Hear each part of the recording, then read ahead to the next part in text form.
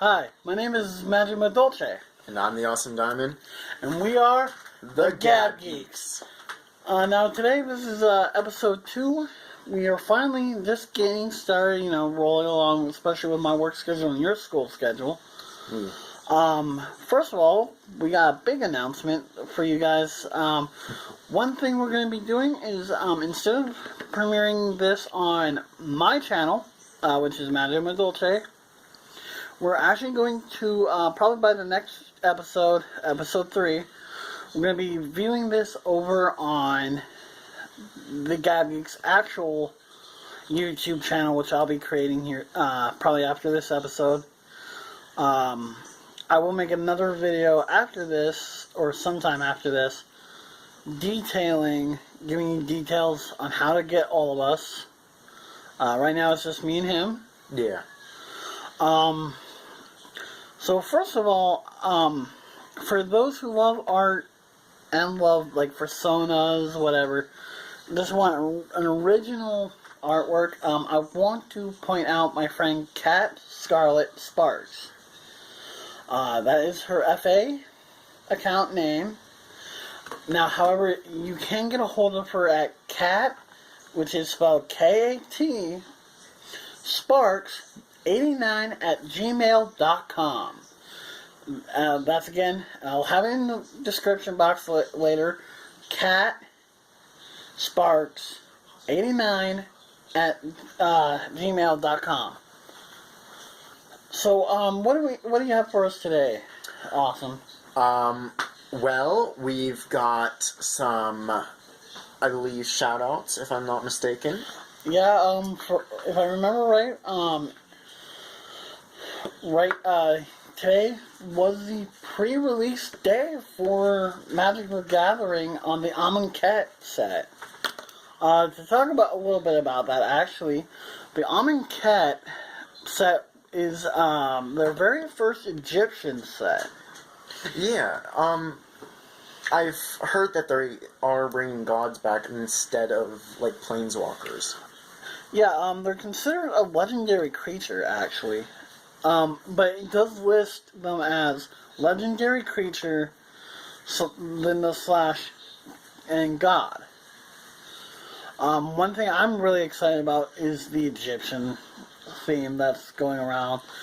And the return of Nicol Bolas, as far as I remember hearing, Nicol Bolas is making a big, huge comeback. Whether or not it's in the board game, the one box that they're doing later, or in this actual set. So that's actually pretty interesting for us all here at Gabgeeks. We're big Magic the Gathering and Yu-Gi-Oh players. We just started Cardfight Vanguard. Yeah. However, what I would really like to talk about is what we did this weekend. Mostly retaining to Rob Zombie's 31. First of all, I gotta say, it was, how would you say this? It was, like, weird in a good way. The way I saw it was mostly Hunger Games meets horror. Like, I didn't think of that. I mean, if you really think about it, you got 6 or 7 starters. I think it was 6. I think it was 6 myself. I was adding that extra number just in case I was wrong. You got 6 contenders on the night of Halloween. You got 12 hours to survive and kill each of the 4 contests. Actually, what we really should call them is DMs or judges who bring out points on your odds to win or survive this game. Yeah. And their biggest thing is that they want to make sure you die. Yeah. What were some of the people that they had brought out? I know 2 of them. I remember the 3 out of the 4 they brought out. Schizohead, Psychohead, That's right. Psycho Head and Schizo Head was the set two twins. Okay, those were the clowns with the chainsaws? Yes. Okay. Then I believe it was, what, Shithead or something like that? I don't know. Starting off. It was like some kind of... midget and swastika Nazi stuff. Yeah, but what was weird about it was that he sounded as if he was speaking Spanish, and yet he had all these, like, German markings and had, like, the Hitler mustache. I think what was really cool about his character was he almost resembled Peter Dinklage, but at the same time he had, like, daggers or whatever size, and they were pretty small, you know. Bayonets. Bayonets, okay. Are you sure that wasn't the last one? Oh, okay. But you know, those were really, really cool looking. I enjoyed it. Oh yeah. You know, I've seen Rob Zombie's movies, like Lords of Salem, and some people really think badly of this one movie, Halloween, the Michael Myers stuff. And also, leading on top of, you know, movie, you know, with 31, I'm giving it a solid 7.5 out of 10. There was stuff that I picked out that could have been a lot better. Yeah, there was a scene in it that had, like, a strobe light. I really think... Because it didn't... It wasn't just a strobe light scene with, like, attacking or anything. No, it was a strobe light scene with lots of camera changes, and I think they could have really lowered that amount. I really... Like, it messed with my vision. Yeah. Totally. I actually almost wanted to leave the room due to the fact of the strobe lights. Because, you know, for viewers who don't know, I can only see out of this eye. So, strobe lighting, I see it in a different perception.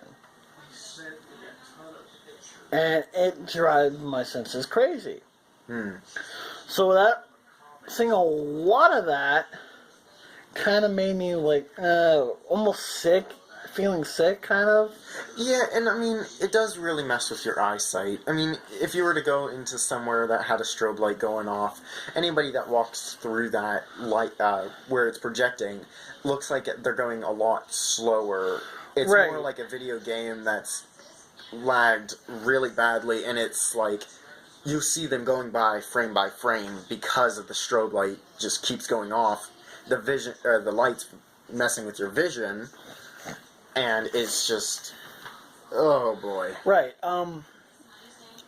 Now, a few weeks ago, I actually got to. I know that you and me wanted to go see this together because I thought it was really cool looking. The Power Rangers from Saban.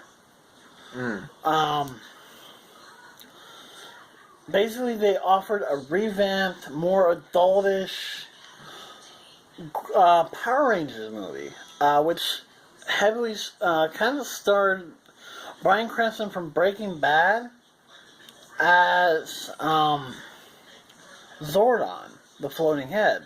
For me, I really thought that Power Rangers definitely was really well made. I think I'm giving it a solid 8 out of 10. The only reason why I'm giving it an 8 is because that first hour is mostly background that they could have really just kept out. To be honest, they could have kept it out and added much more action to it. But I will say, Saban, you did a great job with the movie and supporting it. I support it. I love it. Definitely gave a lot of insights to Rita, Goldar, even cameos with the guy who played Tommy from the original series and the Pink Ranger from the original series. We saw them both in there. At first, I'll actually be ashamed to admit this. I didn't notice the Pink Ranger at first. The original. The only one I noticed was Tommy because, dude, he was the biggest and baddest Power Ranger out there. I mean, you may have him as Green Ranger, White Ranger, Red Ranger, Black Ranger. Yeah. To be honest, I actually never really cared for Power Rangers, but as soon as I saw the commercials for it, I was like, in a way, I kind of wanted to give it a shot. And to be honest, it looked really interesting, more than what I had seen of Power Rangers, which was like, you're really big into Power Rangers, right? Right. And not to be offensive, but like, to be honest, it had really super campy. It was really shitty in the beginning. From what I really call it campy because I think they really hit their stride like when Ninja Storm came out, Mystic Force. I really hated SPD. I'm sorry. I don't even thought about SPD.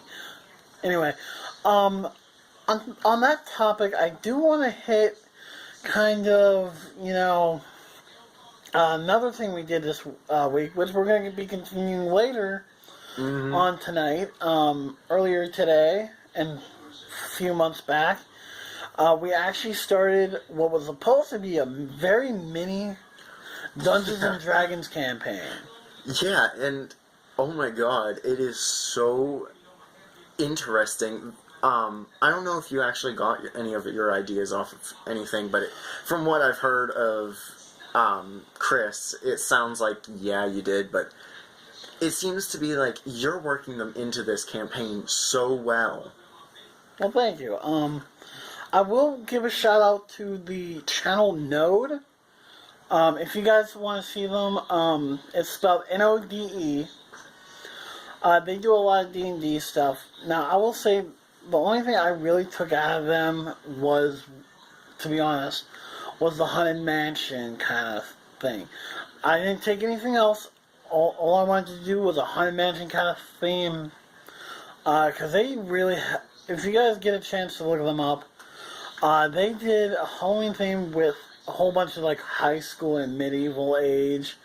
Whereas I'm playing off more Haunted Mansion from the movie, a Disney movie Haunted Mansion, but I'm also adding my own kind of twists.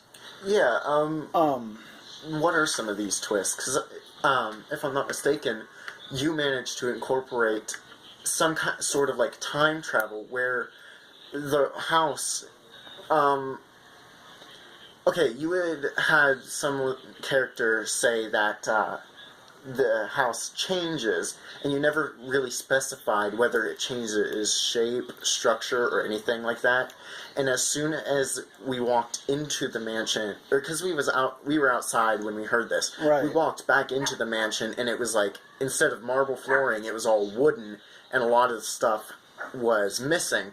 And I came up with the thought that maybe it didn't actually change shape or anything, but it reverted back to a different timeline, because you were saying about all these different masters for this campaign, and it gave me that idea. I think the biggest thing for me was that I'm incorporating from like movies like Stephen King's Rose Red. I'm a big Doctor Who fan, so time stuff is usually my thing. So I kind of incorporated some of that. I'm also incorporating Kingdom Hearts. How so? Organization 13. The 13 members of the people who are supposed to keep in the world in line, but really don't. Honestly, when you mentioned about that and how like each one got stronger as you went, and like we faced off against, what was it, 7? Number 7. Which was apparently my character's brother. I wanted to do a lot more, but to be honest with your guys' level, mostly due to you guys' level, I didn't want to like hit it so hard. It's like, yeah, he's higher up, and Charles, the English ghost dude that you guys met earlier, have said that the higher up you go, the harder it's going to get. Yeah, and that's what came to my mind when you said that was, is he pulling off a Bleach's, what was it, the Oronkars? In a way. Had oh, what was his name? Ulquiorra? Um, Like, that's what came to yeah. my mind. You were pulling them off and had them. In a way, get I'm pulling murdered. off Bleach's organization. I mean, not Bleach. Kingdom Hearts Organization 13, but at the same time, I am running Bleach's Aron cars. They all have their special abilities. One thing is number 7's big major ability was if he can trap you inside his alchemy circle. And you do enough damage to them, each one's going to light up. And each side room, which there are 7 of them, they each have their own thing. Like your character has experienced, that he went back to his own timeline that they were currently at, and you found yourself knocked out in front of Yeah. the butler. Yeah. And, didn't you say that he had actually meant to throw me into something else, but missed? He missed the throw roll. What you were supposed to get thrown into was something that was going to disintegrate you. And I am quite happy that he managed to miss, because honestly, I don't know what I would do if my character had gotten incinerated. Right, because, I DM, but I'm also sort of a player. I play an NPC/PC druid female who actually works for this place. And unfortunately, my character knows her all too well. So far, now to kind of get a little moving, earlier we discussed about useful stuff in Yeah. for card games, D&D, and all. What do you usually suggest for stuff like D&D, Yu-Gi-Oh, whatever? For Yu-Gi-Oh, let's just start off with Yu-Gi-Oh first, but Yu-Gi-Oh, would suggest, I mean, there's not really any good life point counter, and Yu-Gi-Oh doesn't really use anything else, so any life point counter should do. Right. Magic, the one I would most, what's the word? Approve of? Yeah, approve of. Would probably be Magic Assistant. Okay. I think that's only available on, as far as I know, it's available on Google Play. I have a Kindle right here, and I had to use a different app to get it, but Okay. that's the one I would approve of the most. Now, since we usually do more D&D and Yu-Gi-Oh, we're starting to pick up Yu-Gi-Oh a lot more. Yeah. And by the way, guys, I do have another video. Before this one, I did a deck profile. You guys can go check this out. It was a homebrew of mine. Well, not really a homebrew, but thank you again, James Perry, for showing that up, helping me out through that, giving me the ideas for what I call the ancient metal foes. Yeah, and that is actually a quite great name for it. I like it. It works so well together, and honestly, the deck itself is kind of, how should we put this? Bitchy, if you manage to run it right. He has had me run it a few times against another deck of his, and the very first time, I had seen him use it, and I knew what to do to get out some of the good cards, but the thing is that I screwed up big time on my first run with it. However, every time after that, I managed to do good, and there was actually one time where it was so close of a game that you resorted to what, like a card effect? I resorted to using what they call Constellar's Belt and mixed it up with my Raikou, the Lightsworn Wolf Hunter. Sorry, the Lightsworn Hunter. which allows me to mill 2 of my cards from my deck. The top 2, and then I get to destroy a creature on your field. However, it Constellar Belt is definitely a good card to have with, dealing with effects of, you can't use spell or traps. But, if you're on your battle phase, you can't use effects on them. However, Constellar Belt constricts it and allows it to go through. Yeah, and at first it did sound a bit confusing because it's like the card cannot be affected by spell or trap cards. However, you're playing a card, and during battle phase, it can't be affected by card effects.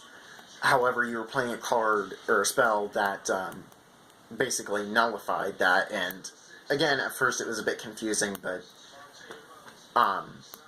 it's just something that's... Right. And now, you had earlier mentioned to me that you actually had one more app for us to discuss about to our viewers. It's actually some sort of thing to kind of organize spells. Yes. Now, if I... let's see. There are a lot of good apps out there for D&D. I know there are some, like, 5th edition character sheets. I think one time I saw a 3rd edition character sheet, but it was, like, crappy, or it was, like, pay or something like that. Which, if you guys are wondering, my father uses 3.0. I use 3.5 because I prefer 3.5 because that's what I grew up on around college.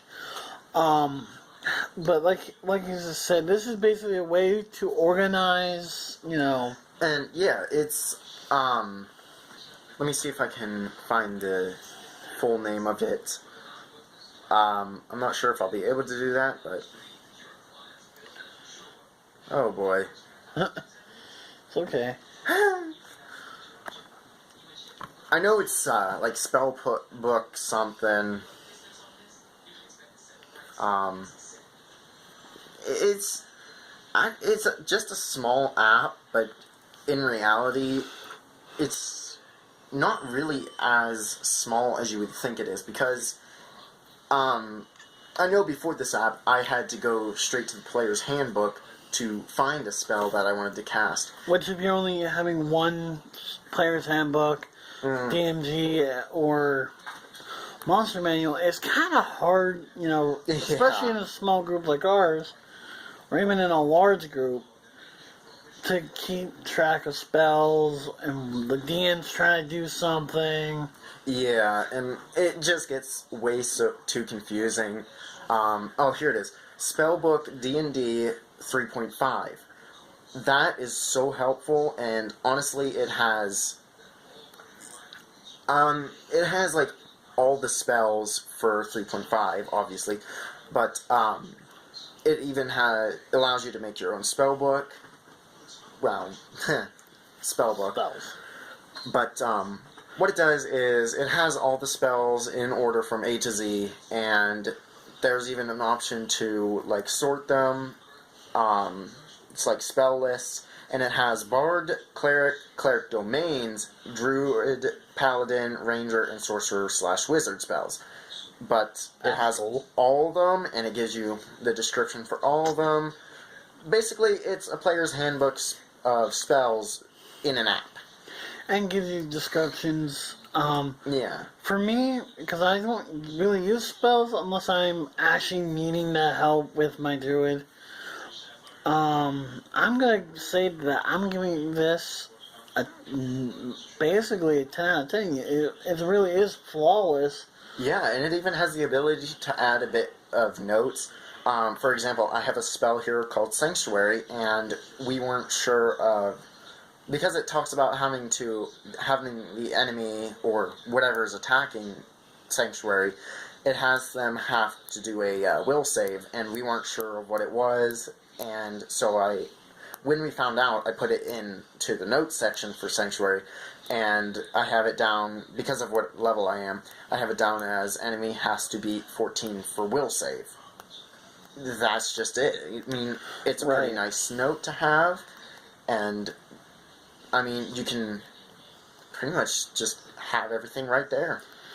Right, and it's not congestion, you know, your DM can see what you're doing, so it's like, one of the biggest pet peeves I have with D&D and having a group together, one of the biggest things is, you know, electronics being used constantly, laptops, people being on Skype, being on Facebook.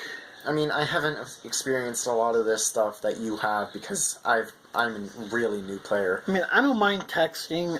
However, if it's something important, for that I need you or the DM needs you to pay attention to, you really should be paying attention anyway.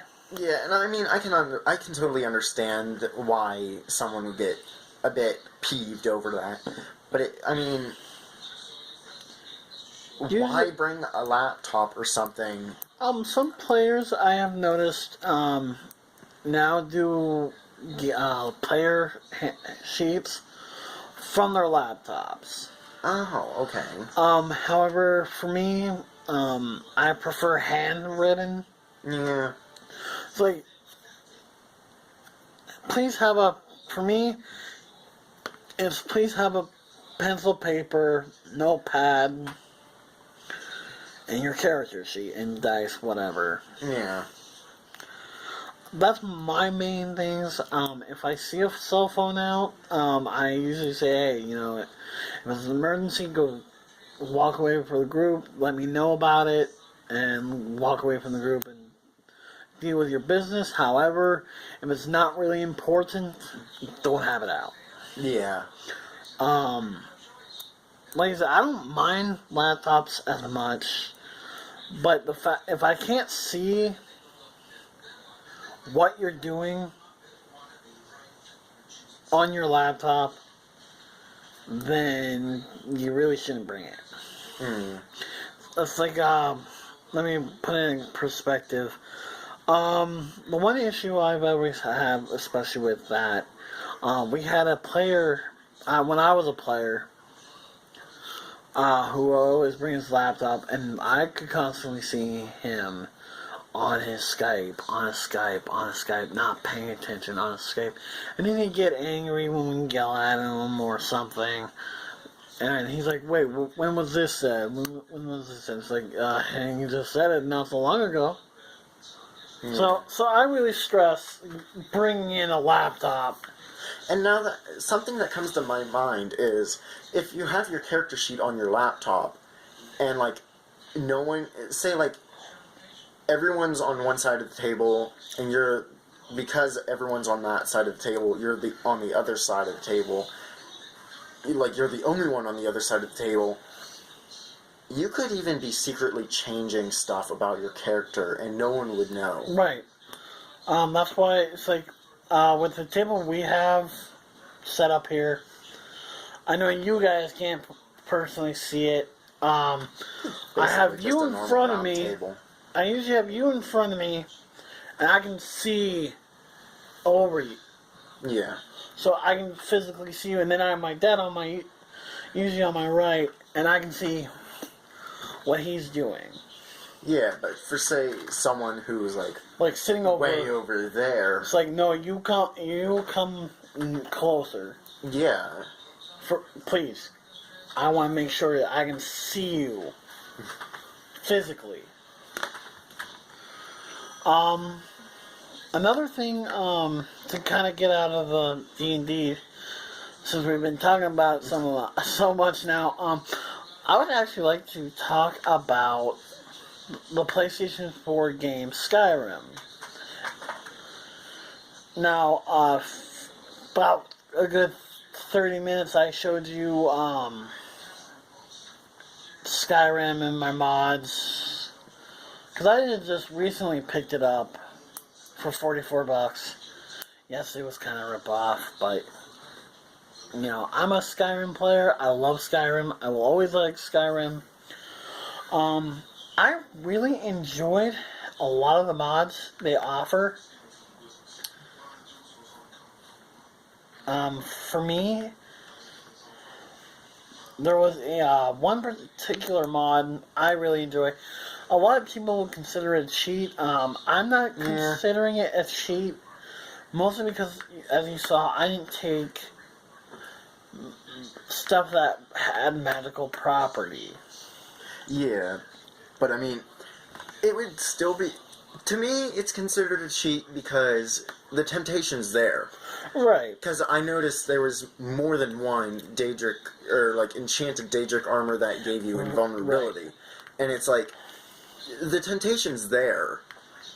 To me, it's considered a cheat when... Okay, how about this? To me, it's not considered a cheat if the temptation's there but you don't take it.